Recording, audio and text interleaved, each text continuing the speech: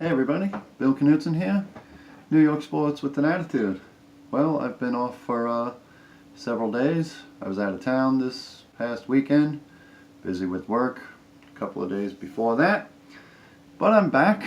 Quick preview of, unfortunately, the end of the Mets season with no postseason for the Mets. And unfortunately, if you're a Yankees hater like I am, always have been, always will be.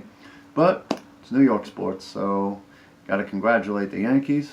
They earned the #1 wild card spot, and they will be hosting the Oakland A's Wednesday night, 8 o'clock. So I think the Yankees will get that, but in one game, you never know, and Oakland's got a potent lineup.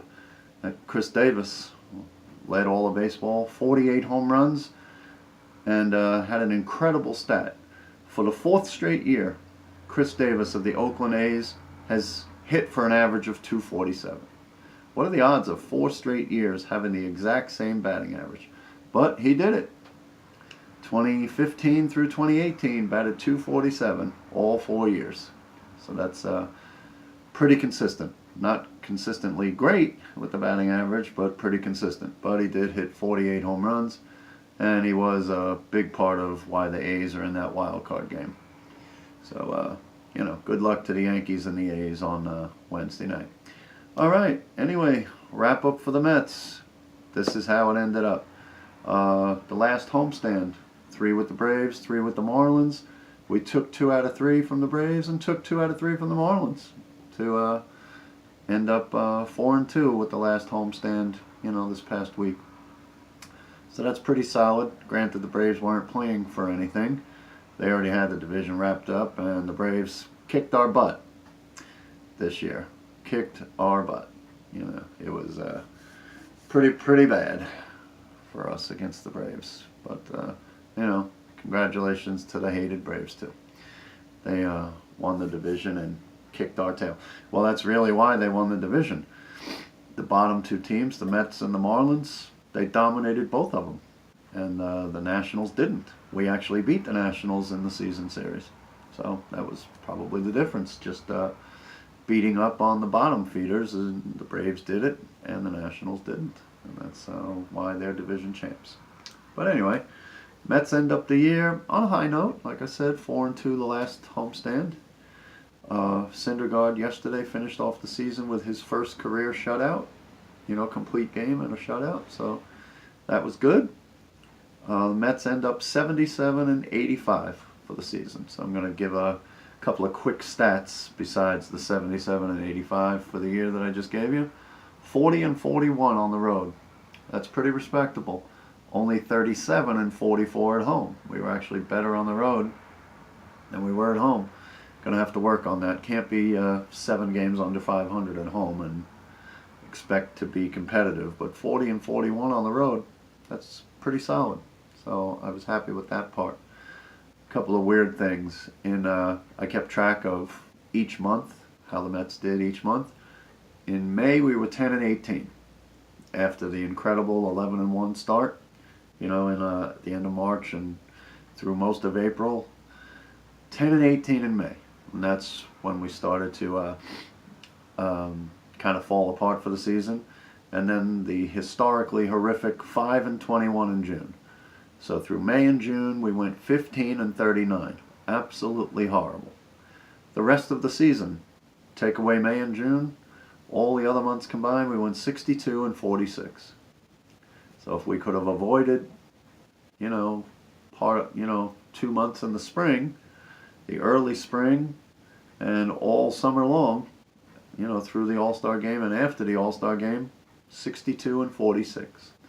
But unfortunately, the 15-39 through May and June counted and ended up 77-85. But anyway, starting pitching, can't really complain about it. Syndergaard led the team in wins, 13 wins for Syndergaard. He was 13-4 with an ERA of .303.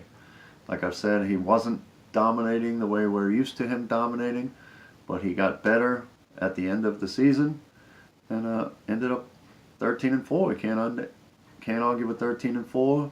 You expect a little better than 303 from him, but that's solid. Wheeler had an excellent second half after a not so great first half. Ended up 12-7 with an ERA of 3.31. That's solid, so we have something to look forward to with him. I'm glad we didn't trade him, and certainly glad we didn't trade Syndergaard. And then DeGrom was just incredible. But third on the team in wins with 10, which is unreal how he only got 10 wins. Should have had at least 20. But DeGrom ends up 10-9 with a 1.70 ERA. Now, I've been saying for the last month or two, I don't think he's going to get the Cy Young. I said definitively when he was like 7-8 and 8-9, no shot at the Cy Young with the losing record. 10-9, that's not great. But the 1.70 ERA was by far the best in baseball, or at least in the National League. I think Chris Sale was like 190 or 195, but easily the best in the National League. 10-9 is the only thing that might hold him back, but he never had a slump. I mean, he had 27 straight quality starts to end the season. He was just consistently great all year long. 10-9, that's the only thing that could stop him from the Cy Young, but people are still saying he's going to win it, and I certainly hope he does. He was absolutely terrific. Our offense totally let him down in a lot of his games, and the bullpen let him down in a lot of his games. He should have had at least 20 wins. He should have been 20 or 22-4, something like that, which would have left no doubt that he would have run away with it. But at 10-9, I'm not sure, but let's hope he gets it.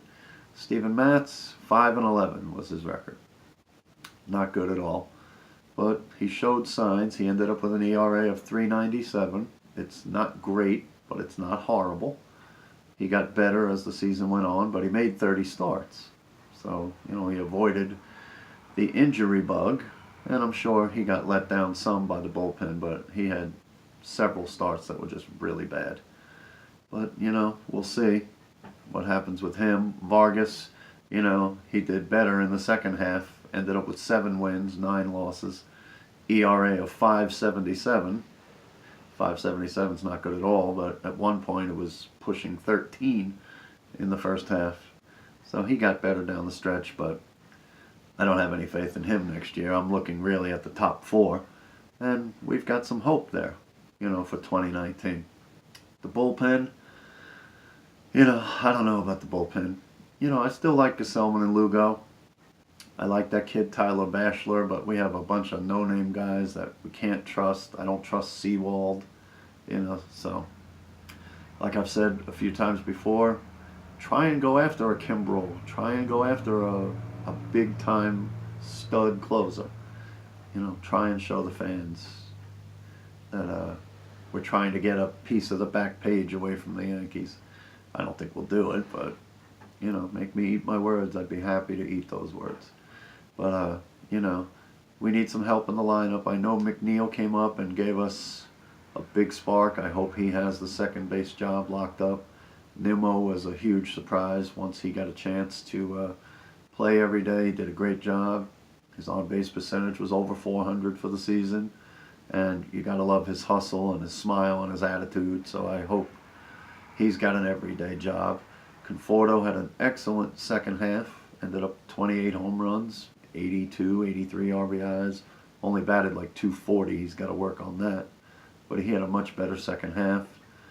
And if McNeil can, get on base the way he did, and Nimmo can, too. Rosario had a much better second half, so we did show life. We got Bruce back. I would put Bruce at first base. Don't trust Dominic Smith. I've said that numerous times. We've got some, something to look forward to in 2019, but we still need work. Cespedes, obviously, is very, very important. He's getting his second heel surgery on the 23rd of October, and he said didn't know what his workload could be for 2019.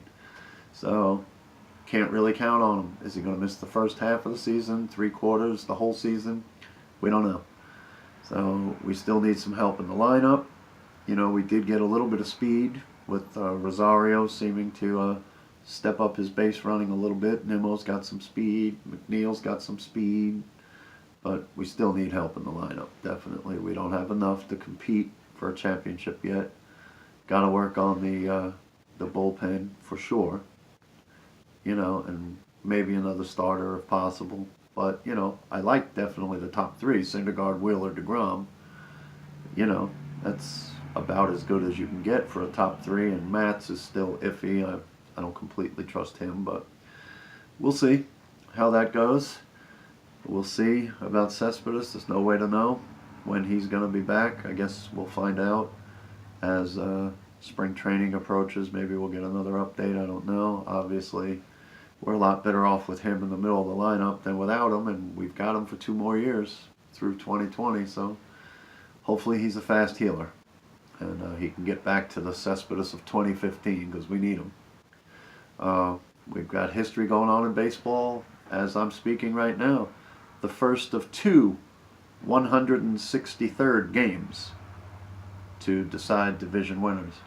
Right now the Brewers and the Cubs are playing in the first 163rd game to decide the winner of the NL Central, and right after that the Rockies and the Dodgers are playing in the second 163rd game to decide the NL West. It's the first time in the history of baseball we've had 2 extra games, one day after the regular season ends, to decide a division championship. So we'll see how that goes. Like I said, the New York team, the Yankees, they're hosting a wild card team against Oakland on a Wednesday night.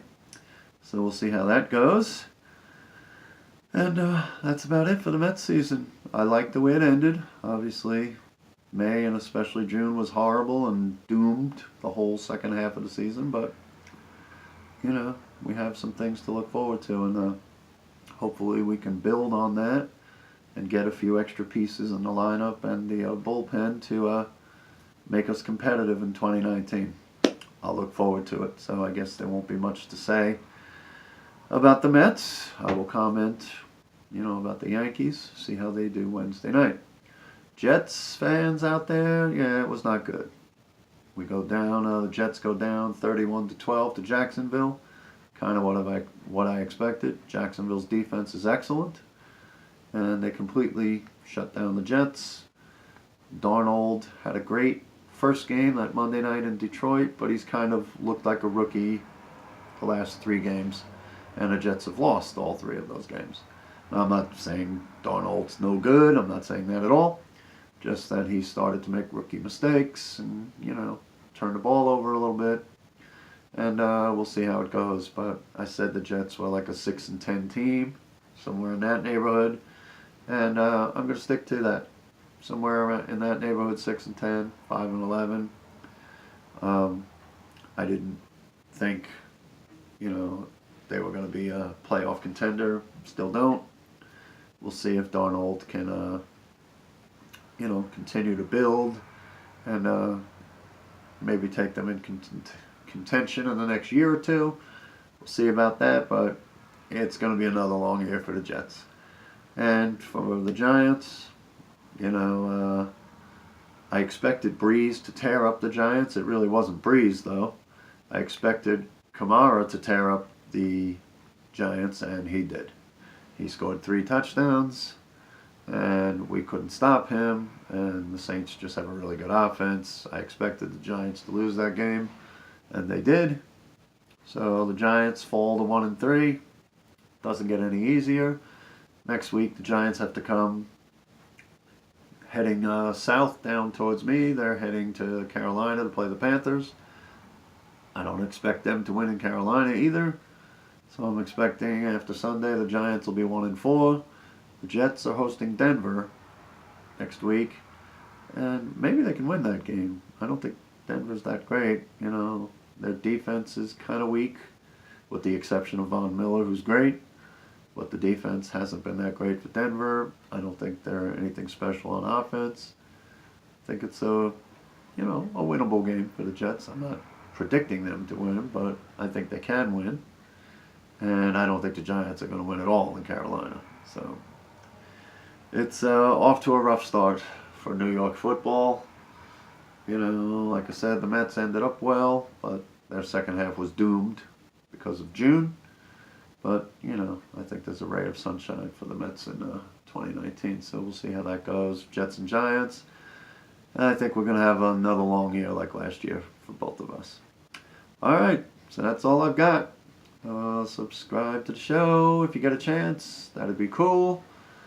Everybody, it's just about 2:30 on Monday.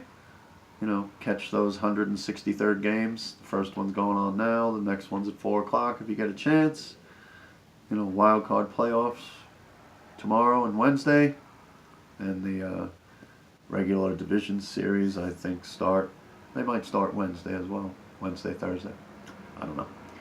But enjoy your baseball. Thursday night football will be coming up. I'll get back on the air shortly. Don't know exactly when. I never know exactly when, but whenever the urge hits me and whenever I get 10-15 minutes, I just get on there and let you know what's going on.